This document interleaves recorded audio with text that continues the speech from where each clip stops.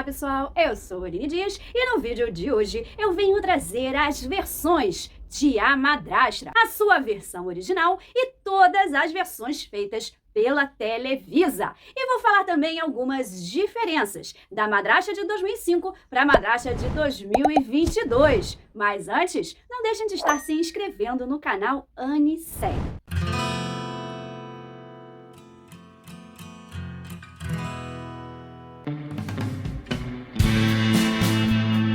Bom, nesse ano nós vimos que a Televisa resolveu fazer um remake de A Madrasta de 2005 pela Fábrica de Sueños e ela encerrou agora há pouco lá no México. Mas A Madrasta de 2005 não é a primeira versão dessa novela. Então bora conhecer as versões dessa novela maravilhosa? Bom, então a primeira novela que tivemos é a novela de 1981, a novela chilena A Madrasta, no texto de Arturo Moura Grau e adaptada por Liliana Abud. E foi a primeira novela chilena que foi transmitida a cores, porque as outras novelas eram todas em preto e branco, e foi um estrondoso sucesso no Chile. Ela teve 75 capítulos e foi considerada como uma das melhores séries televisivas em língua espanhola, dada o grande sucesso que teve lá em 1981. Bom, a Televisa, de olho nesse sucesso, resolveu fazer sua versão mexicana dessa novela. Então nós tivemos em 1985 a novela Vivir um Pouco.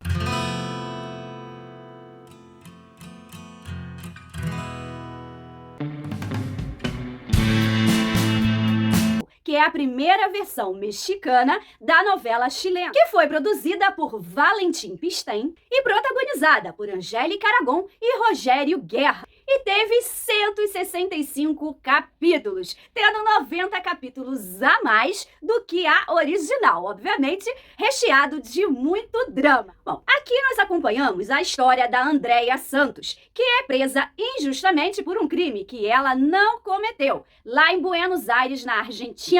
Ela é acusada do assassinato de Marta durante uma viagem que ela fez com o seu marido, o Gregório, e mais um grupo de amigos. E aí ela acaba ficando presa durante 20 anos por conta desse assassinato que ela não cometeu. E ela vai sair para poder reencontrar a sua família e também achar os culpados da morte da Marta, porque não foi ela que matou.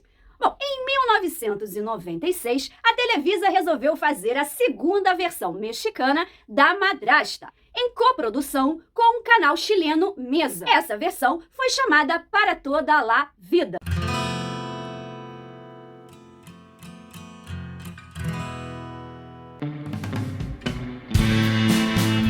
Ela foi produzida por Lucero Soares e Juan Osorio, tendo 80 capítulos. Ela foi protagonizada por Ofélia Medina, que estava há 10 anos longe das novelas da Televisa, e pelo estreante Ezequiel Lavandeiro. Aqui, a protagonista se chama Helena. Ela vai passar 15 anos na cadeia pelo crime que ela não cometeu, só que essa versão em coprodução com o Chile não deu muita audiência. E ela acabou, inclusive, perdendo para a TV Azteca. Então, o que a Televisa fez? Tirou ela do horário nobre e colocou ela para o horário das tardes. E o que aconteceu? Ela acabou, obviamente, sendo encurtada, né? Foram cortados alguns episódios por conta da baixa audiência, infelizmente. Bom, em 2005, a Televisa fez a terceira e mais exitosa versão de A Madrasta, chamada de A Madrasta.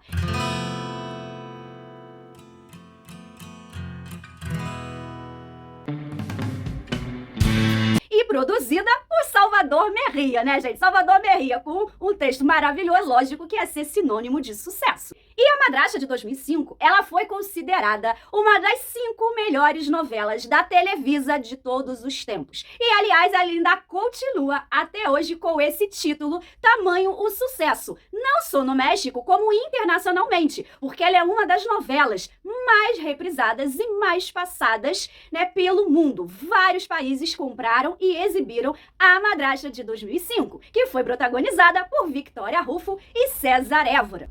Aqui nessa versão, nós vamos seguir a história da Maria, que ela está presa há 20 anos na cadeia. Ela acabou pegando prisão perpétua pela morte da Patrícia, né, que era uma das amigas do seu marido, Estevão, que estava na mesma viagem. Todos estavam na mesma viagem e acabou tendo o assassinato da Patrícia. E a culpada foi a Maria. Então a gente começa sabendo que a Maria teve prisão perpétua, mas acabou saindo 20 anos depois de presa por bom comportamento. E lógico, assim que ela sai, ela quer recuperar os seus filhos, o Heitor e a Estrela. Afinal, há 20 anos que ela não vê os seus filhos. Mas quando ela chega, ela recebe do padre a triste notícia que o seu marido, Estevão, além de largá-la lá sozinha na cadeia, o que ele fez? Ele colocou um quadro na sua casa, disse que a mãe dos seus filhos morreu num acidente e ela descobre que está morta para os seus filhos. Coitada da Maria. E aí, então, é que ela tem que, né, coitada, virar a madrasta dos seus próprios filhos para poder ficar, né, perto dos seus filhos. Então ela força o Estevão a casar com ela novamente para que ela possa estar perto dos seus filhos. E também ela conseguir provar a sua inocência, afinal, ela não foi a culpada do assassinato da Patrícia. Apesar de todo mundo culpá-la, tadinha, ela é inocente, né? Aquele novelão que todo mundo conhece e que tem resumo aqui no canal se vocês quiserem saber mais dessa grande novela da Televisa. Bom, em 2014, a Colômbia também quis fazer a sua versão dessa história e ela fez em parceria com a Fox. E nessa versão, nós temos a Itatí Cantoral como protagonista. E a novela é chamada Quem Matou Patrícia Soler. Aqui, a protagonista se chama Sara e fica presa há 17 anos. Para não ficar nem 15 nem 20, eles colocaram 17. E ela fica presa em Nova York, né, após viajar com o seu marido Sebastião e os sócios do seu marido e acontecer a fatídica morte, que ela acaba sendo a culpada.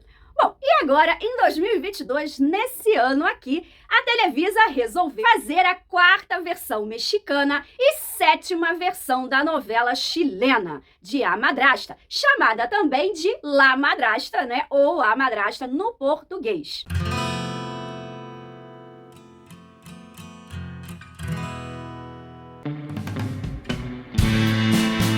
Produzida por Carmen Armendariz e fazendo parte do projeto Fábrica de Sonhos. Então se trata da 5ª versão da Fábrica de Sonhos, aquelas versões mais modernizadas e mais rápidas dos grandes sucessos da Televisa. Então sim, A Madrasta de 2022 é bastante inspirada em A Madrasta de 2005, porque é a versão mais famosa da Televisa. La Madrasta é protagonizada por Araceli Arámbula e Andrés Palacios. Bom, aqui nessa versão nós vamos ter várias diferenças. Então eu vou comentar aqui algumas diferenças de La Madrasta de 2022 para A Madrasta de 2005. Bom, a gente já começa com a mudança do nome da personagem principal, que era Maria em 2005 e virou Márcia em 2022. Já o nome de Estevão, ou Esteban em espanhol, continua o mesmo, não foi mexido. Mas nós tivemos várias mudanças. A começar no primeiro capítulo de La Madrasta, porque nessa versão a gente vê exatamente o que acontece na tal viagem. Então o primeiro capítulo mostra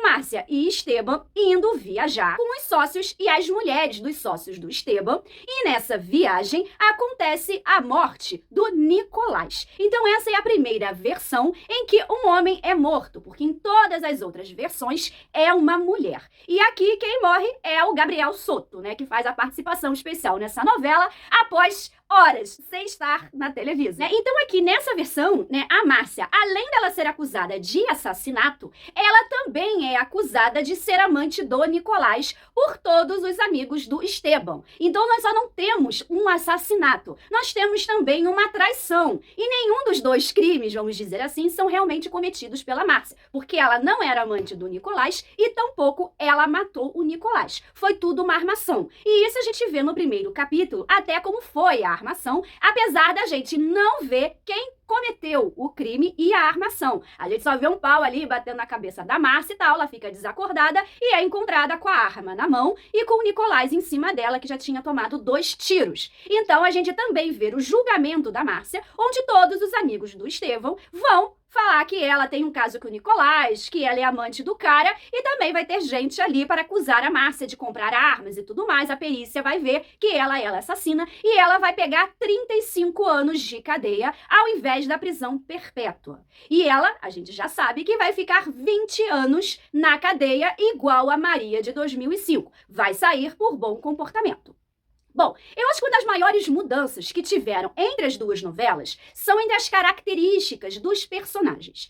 Aqui nós temos uma Márcia muito mais, vamos dizer assim, empoderada, que controla mais os seus sentimentos. Ela estudou direito na cadeia, virou advogada e ajudou o seu próprio advogado em vários casos. Por isso, quando ela sai da cadeia, ela já sai com dinheiro. E ela é que vai investigar tudo. Ela já sai da cadeia e vai direto para o hotel onde ocorreu o crime para poder investigar. Depois é que ela vai atrás dos seus filhos e descobre que para os seus filhos ela está morta e que eles adoram um quadro de uma mulher lá qualquer que eles arrumaram, né? Então aqui ela está muito mais focada em achar o assassino do Nicolás para limpar o seu nome. E ela não é tão sofredora contra a Maria de 2005, né? Ela controla mais os seus sentimentos para poder conseguir estar perto dos seus filhos e achar o assassino do Nicolás. E ela participa ativamente da investigação, diferente de 2005. A Maria sai da cadeia e já vai correndo para sua casa para poder falar com os seus filhos. Quando chega lá, ela é parada pelo padre, que fala para ela que os seus filhos acham que ela está morta. Então, ela, né, vai fazer a mesma reunião que também vai ter em La Madrasta para poder mostrar que ela voltou e logo depois ela vai obrigar o Estevão a se casar com ela para ela virar a madrasta dos seus filhos e assim ficar perto. Já em La Madrasta, vai demorar para ter esse casamento, para ela virar a madrasta dos seus filhos. E a Márcia vai adotar tipo um alter ego. Ela vai usar o nome de Marisa, e que não aconteceu em A Madrasta de 2005. Ela se chamava Maria e continuou se chamando Maria. Outra mudança nós vemos também no perfil do Esteban, ou Estevão no português.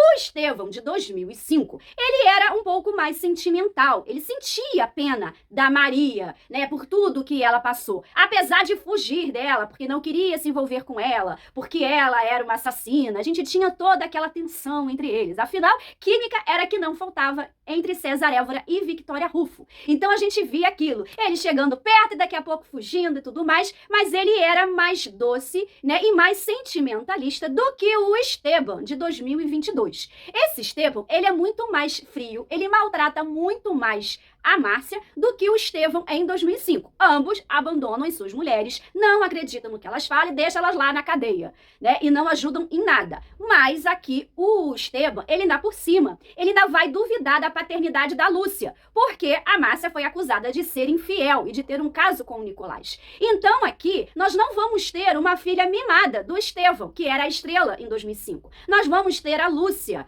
que ela, vamos dizer assim, tadinha, tenta ser mimada, mas o pai não a trata tão bem assim por achar que não é o seu pai. Então a gente vê um Estevão muito mais frio do que o Estevão de 2005. Também tivemos uma mudança bem grande na novela, porque em 2005 o Estevão tinha 2 tias.